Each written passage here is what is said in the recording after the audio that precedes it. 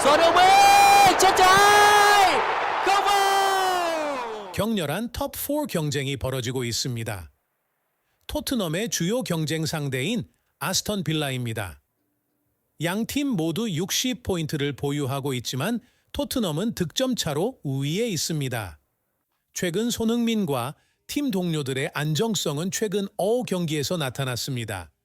이 기간 동안 3승 1무 1패를 기록했습니다. 최근 노팅엄 포레스트와의 경기에서는 손흥민이 주축 공격수로 출전했고 그의 역할을 매우 잘 수행했습니다. 영국 축구팬 및 분석가들은 이러한 인상적인 승리에 대해 손흥민과 동료들에게 많은 찬사를 보냈습니다. 그러나 이번 주말의 다음 경기에는 손흥민이 어느 위치에서 경기를 펼칠지에 대한 팬들의 호기심이 높습니다. 실제로 노팅엄 포레스트와의 경기에서 손흥민은 헌신적으로 경기했으며 그의 다재다능한 기술로 팀 전체를 결속시켰습니다. 그는 이번 승리에서 중요한 요소였습니다. 전문가들은 최근 경기에서 손흥민의 활약이 완전히 설득력 있다고 평가했습니다. 그의 지혜와 다재다능함이 토트넘의 승리에 큰 역할을 했습니다. 그리고 손흥민을 윙으로 이동시킨다면 토트넘의 양측면이 매우 안정될 것입니다. 그러나 손흥민을 중앙 공격수로 계속 사용한다면 그의 스마트한 움직임으로 팀 동료들에게 공간을 많이 만들어 줄 것입니다. 영국 언론도 손흥민의 스마트한 움직임에 대한 칭찬을 아낌없이 쏟아냈습니다. 그러니 함께 보자. 손흥민이 이번 주말에 뉴캐슬과의 경기에서 어떤 포지션에서 출전할 것인가? 지난 주말 32라운드에서의 경기로 돌아가 보면 토트넘은 노팅엄 포레스트와 맞붙었는데 이는 상대적으로 약한 팀이었습니다. 이는 상대 전적에서 명백했습니다. 토트넘은 승률이 83%로 높으며 무승부와 패배는 각각 17%에 그쳤습니다. 단 15분만 지나갔을 때 토트넘의 절대적인 압박으로 노팅엄 포레스트는 무리오의 자책골로 골망을 핥았습니다. 그러나 그들은 다시 활기를 되찾았고 27분에 크리스 우드의 골로 스코어를 맞추었습니다. 그러나 그들은 다시 활기를 되찾았고 27분에 크리스 우드의 골로 스코어를 맞추었습니다. 하지만 그것이 그들이 할 수 있는 전부였습니다. 유감스러운 동점골 이후에도 손흥민은 팀의 정신을 다시 일으켰습니다. 그는 경기장을 돌며 동료들에게 격려의 말을 건네며 그 시간 동안 상대팀의 약점을 공략하기 시작했습니다. 손흥민은 중앙 공격수로 배치되었습니다. 그의 유연성은 노팅엄 포레스트의 수비수들이 그를 따라가기 어렵게 만들었습니다. 경기 전반 종료 직전 손흥민은 스마트한 이동 후 공을 받았습니다. 한 명의 상대를 헛간 안으로 끌어들이는 위장 패스 후 그는 존슨에게 패스를 보냈고 그의 슛은 골대를 간신히 넘었습니다. 하지만 영국 팬들은 기다릴 필요가 없었습니다. 경기 제52분 손흥민은 여전히 그의 스마트한 이동을 보여주었습니다. 상대편 수비수가 침범을 피하기 위해 후진하는 것을 보고 손흥민은 미끄러지듯이 이볼을 후퇴하여 큰 공간을 만들었습니다. 손흥민의 부재를 알아차린 동료는 빠르게 공을 전달했습니다. 한 번의 슈퍼브 트릭과 기술적인 가짜 패스 후 손흥민은 빈 공간을 찾아내었습니다.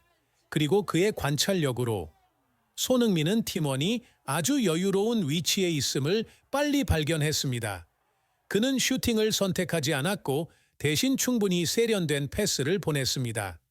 손흥민의 기대에 부응하여 미키 반 데 벤은 왼발로 강력한 슈팅을 했고 골대를 흔들었습니다.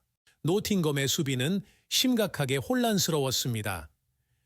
왜냐하면 손흥민은 이 상황에서 가장 깊이에 있어야 할 선수였지만 대신 류승 미터 50cm 지점으로 후퇴하여 이렇게 결정적인 패스를 던졌기 때문입니다.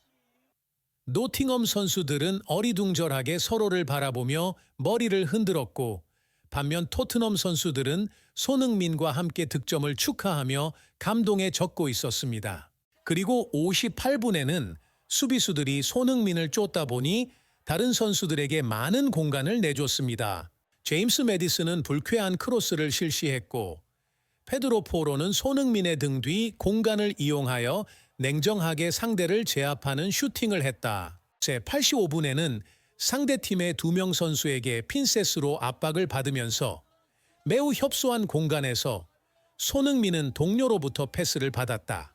2명의 상대 선수와 마주하면서 손흥민의 능숙한 기술로 그는 그 둘을 제거하고 자신에게 공간을 만들었다. 그 후 그는 왼발로 멀리 골대 모퉁이를 향해 좋은 슛을 날렸다. 노팅엄에게는 운이 좋았다. 그들의 골키퍼는 여전히 탁월하고 경계심이 있어 손흥민의 득점을 막았다. 이 경기 후 영국 축구 전문가들은 손흥민의 다재다능함에 대해 매우 놀랐다. 그들은 그의 공을 다루는 능력과 기술을 칭찬했다. 1-2 상황에서 그는 큰 공간을 스스로 만들어내고 위험한 슛을 시도했다. 전문가들은 손흥민의 유연성과 다재다능함이 팀의 경기를 더욱 부드럽게 만들었다고 평가했다. 그들은 손흥민이 주력 공격수로서 혁신적이고 효과적인 스타일을 보여주고 있다고 평가했다. 축구 전문가들은 손흥민을 프리미어 리그의 최고의 스트라이커 중 하나로 평가한다. 그의 힘이나 속도뿐만 아니라 그는 축구장의 모든 위치에서 골을 넣을 수 있다는 점에서도 주목받습니다. 특히 손흥민은 회전 슛, 직선 슛, 낮은 슛, 높은 각도의 대각선 슛과 같은 다양한 슛 기술을 보유하고 있습니다. 그의 양발로 슛을 넣는 능력은 상대 골키퍼들이 그에게 마주할 때 항상 혼란스러워합니다. 전문가들은 그의 슛 기술을 통해 언제든지 골을 넣을 기회를 이용할 준비가 되어 있다고 평가합니다. 또한 그는 중앙 공격수 포지션에 대한 탁월한 선택이 될 것임을 부인할 수 없습니다. 전문가들은 또한 손흥민의 성격에 주목했습니다. 그는 토트넘의 핵심 선수임에도 불구하고 매우 겸손합니다. 심지어 필요하다면 수비수로도 출전할 용의가 있습니다. 팬들은 손흥민의 겸손한 성품에 깊은 존경을 표합니다. 그러나 그가 중앙 공격수로 사용되지 않는 것에 실망합니다.